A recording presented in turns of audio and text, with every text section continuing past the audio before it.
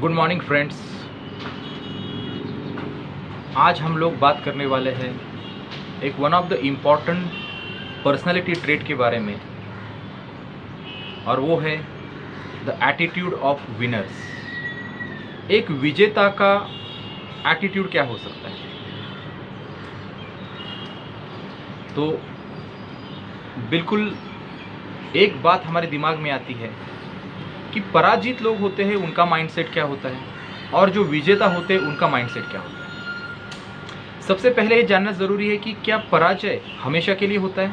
क्या पराजित हमेशा के लिए पराजित ही रहता है, या फिर क्या विजेता हमेशा के लिए विजेता होता है? नहीं। It is said that the victory and the failure both are temporary and not permanent. लेकिन पराजय से विजय की ओर बढ़ना है तो हमें एक माइंडसेट की ज़रूरत पड़ेगी, और उसके लिए हमें जानना पड़ेगा कि वाई वी फेल। जी हाँ दोस्तों, आज हम इस सब्जेक्ट पर बात करने वाले हैं कि वाई वी फेल, हम पराजित क्यों होते हैं। पराजय भले किसी स्पोर्ट्स में हो, पराजय एग्ज़ाम में कम स्कोर ला रहे उस मात्रा में हो, किसी के साथ हम कोई केस हार गए उस मात्रा में हो। समाज में अलग अलग प्रकार के कंपटीशन होते हैं, स्पर्धा होती है, इसलिए पराजय का स्टैंडर्ड अलग अलग हो सकता है। लेकिन कोई भी पराजय हो, फेल्यूर हो, भले वो टेम्पररी क्यों ना हो, उसकी वजह ढूंढना हमारे लिए बेहद ज़रूरी है, तभी कल जाके हम लोग विजेता हो सकते हैं। तो जी हाँ दोस्तों, आज मैं आपका होस्ट आशीष कुमार आप सभी दर्शकों का, सभी श्रोताओं का तहे दिल से स्वागत करता हूँ। आज हम बातचीत करेंगे कि हमें पराजय से ऊपर उठना है और उसके लिए हमें क्या करना पड़ेगा। एक सिंपल सी बात है कि मैं विजय किस चीज़ को मानता हूँ, मैं जीत किस चीज़ को मानता हूँ। अगर हम उसी में गलती कर बैठे, अगर हम गलत धारणाएं हमारे दिमाग में पाल के बैठे कि इसे जीत कहते हैं, यही विजय है, तो शायद हम लोग कभी विजय प्राप्त नहीं कर सकेंगे। तो इन शॉर्ट विजय किसे कहना है? मैं अगर अपना 100% दे दूँ, I am repeating this thing, if I am able to give my own 100% in anything, then it is called as a perfect victory. A perfect victory. 100% अगर मैंने मेरा दिया है तो उससे जो भी मुझे मिलेगा वो मेरे लिए विक्ट्री है, क्योंकि मैं क्या कर सकता हूँ, जो मेरे पास है वो अगर मैं 100% दूंगा, I can't go beyond that, तो मेरी जीत हासिल हो गई।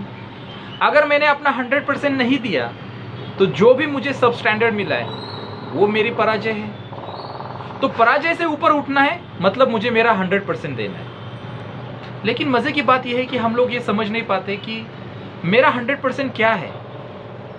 दोस्तों, वो आप तभी समझ पाओगे कि आपका 100% क्या है जब आप लोग अपने आप को जानोगे। हु यू आर, मैं कौन हूँ, मेरी पर्सनालिटी क्या है, मेरा 100% क्या हो सकता है।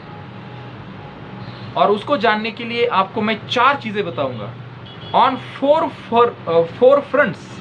अगर आप लोग आपका 100% दे पाए तो दिन के आखिर में आपकी लोहा गर्म है और आप विजेता हो। वो 4 चीज़ें कौन सी हैं? सबसे पहली बात है कि आपके पास कितना समय है। डेफिनेटली हर एक के पास 24 घंटे है, भले वो रतन टाटा क्यों ना हो, अंबानी क्यों ना हो, मोदी जी क्यों ना हो, विराट कोहली क्यों ना हो, सब लोगों के पास 24 आवर्स है, उससे तो मैं बढ़ा नहीं सकता। लेकिन इन 24 घंटों का, या मेरे पास एक हफ्ता है किसी चीज़ को करने के लिए, मेरे पास 1 महीना, 1 साल है, जो भी समय है वो समय हमारे पास लिमिटेड है। मैं एक दिन की बात करता हूँ, हमारे पास 24 घंटे हैं। वो 24 घंटे मैं कैसे अच्छी तरीके से दे सकता हूँ? तो नंबर 1 पॉइंट वो हम सीखेंगे, देखेंगे कि टाइम के मामले में आप 100% दे रहे हो कि नहीं दे रहे हो। दूसरा होता है कि आपके resources, specially in terms of money, आपके पास कितना पैसा है। भले आप विद्यार्थी क्यों ना हो, भले आप लोग बैचलर क्यों ना हो, भले आप कमा क्यों नहीं रहे हो, या फिर आप कमा रहे हो, आपके पास एक लिमिटेड पॉकेट मनी है, आपके पास एक लिमिटेड अर्निंग है, और उसको आपको यूटिलाइज करना है। उसको मैं कैसे अच्छी तरीके से निवेश कर सकता हूँ, उसे मैं कैसे अच्छी तरीके से इन्वेस्ट कर सकता हूँ ताकि मेरा 100% वहाँ पे मुझे विजय प्राप्त हो। तो दूसरी बात है आपका resources, specially in terms of money. तीसरा, मेरे पास क्या क्या अपॉर्चुनिटीज है, मेरे पास क्या क्या अवसर है। अगर मेरे आसपास एक अच्छे अवसर है, अपॉर्चुनिटीज है, और मैं उनको भली भांति जानता हूँ, और उन अपॉर्चुनिटीज का, उन अवसर का अगर मैं 100% फायदा ले सकता हूँ, तो मैं सक्सेसफुल हूँ, मैं विजेता हूँ। और चौथी बात, जो सबसे इंपॉर्टेंट बात है, कि मैं किस चीज़ में इंटरेस्ट रखता हूँ, किस चीज़ में मैं माहिर हो सकता हूँ, कहाँ मेरा नेचुरल इंक्लिनेशन है, कौन सी चीज़ करने में मुझे आनंद आता है। अगर मैं जान पाऊँ और उसे मैं अगर वक्त देने लगूँ, तो आखिर में मेरी जीत होनी है। तो दोस्तों, 4 चीज़ें बहुत ज़रूरी है: the time, the resources in terms of money, the opportunities that is available to you, and fourth, your personality, your inclination, your interest, your passion. अगर इन 4 चीज़ों को मैं बेहतर तरीके से इस्तेमाल कर पाता हूँ आने वाले 24 घंटों में, तो मुझे विजयी होने से दोस्तों कोई नहीं रोक सकता। आप कभी भी देखो, जब भी आप पराजित होते हो किसी चीज़ में, आपको लगता है कि आप में कमी रह गई, तो चारों में से कोई ना कोई चीज़ जो है, जो आपने ठीक से अप्लाई नहीं की। इसलिए कल जाके अगर मुझे फिर से विजेता होना है, विजय हासिल करनी है, I want to be winner, then on this four fronts I have to give my maximum, my 100%। समय के स्टैंडर्ड पर, मेरे रिसोर्सेस के पैरामीटर पर, मुझे उपलब्ध होने वाले अवसर पर, और मेरे अंदर की कलाओं पर अगर मैं कैपिटलाइज कर पाता हूं, तो मैं विजेता हूं। ये 4 बातें आप अधोरेखित करके रखना। तो अगर मैं 100% इन 4 चीजों में देता हूं, तो आखिर में मुझे विजेता होना ही होना है। ज्यादातर लोग, 10 में से 9 लोग सबसे पहली बात में फेल हो जाते होते हैं टाइम। बहुत सारे लोग होते हैं जो कहते हैं कि मुझे समय नहीं है, मेरे पास वक्त नहीं है, मेरे पास वक्त नहीं है, मैं क्या करूं। दोस्तों, एक बात सत्य जान लो, nobody is a short of time. Nobody, भले वो पंतप्रधान क्यों ना हो, भले वो बहुत बड़ा इंडस्ट्रियलिस्ट क्यों ना हो, भले वो chief of the army staff क्यों ना हो, जितने भी लोग बहुत ज्यादा रिस्पॉन्सिबिलिटी लेकर चल रहे हैं, even they are not even short of time. हम और आप लोग तो आम आदमी हैं। Only one difference is that we don't organise our time. मैंने अपने निजी जिंदगी में देखा है, मुझे भी लगता है कि मेरे पास टाइम नहीं है, मेरे पास टाइम नहीं है, और मैं हाइपर होता था, एंग्शियस होता था। और जब मैंने पढ़ा कि we are never short of time, शायद रतन टाटा जी का एक इंटरव्यू में पढ़ा था, उन्होंने कहा कि we are never short of time, we just don't organise it. और जब मैंने इसके ऊपर गौर किया तो मुझको समझ में आ गया कि yes, actually where I am failing कि I am not able to organise it. तो दोस्तों, सबसे बड़ी खूबी हमें समझनी पड़ेगी, हमें सीखनी पड़ेगी, वो है कि how we can organise our time. पैसों से, बाकी रिसोर्सेज से, हमारे स्किल से भी सबसे बड़ी कैपिटल अगर हमारे पास क्या है, तो वह हमारा वक्त।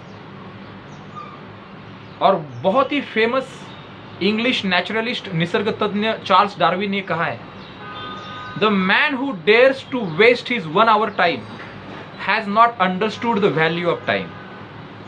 बहुत बड़ी बात कही है डार्विन जी ने। जो इंसान एक घंटा अपने समय का बर्बाद कर सकता है, तो उसको अपनी जिंदगी का महत्व समझ में नहीं आया। इसलिए time is the money, time is the real resource, time is the real opportunity, और टाइम ही अपने आप में कला है।